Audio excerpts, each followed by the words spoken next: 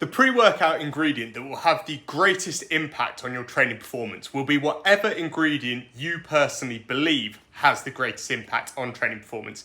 Let me explain what I mean here. Last year there was a study that showed that taking caffeine alone had a greater impact on training performance than taking a sort of a traditionally dosed multi-ingredient pre-workout, presumably due to the interactions between the multiple ingredients and caffeine. So does that mean that you should switch to only taking caffeine? Not necessarily, because the small increase in training performance of caffeine versus multi-ingredient pre-workouts will be more than offset, most likely, by the impact of the placebo effect.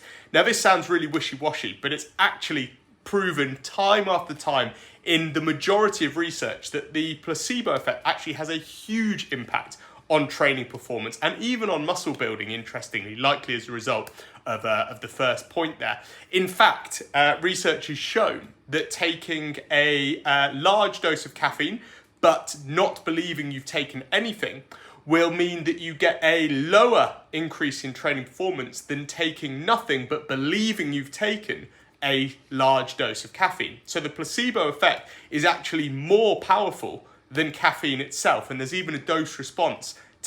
Believing you've taken more caffeine gets you a bigger increase in training performance than believing you've taken a small dose of caffeine.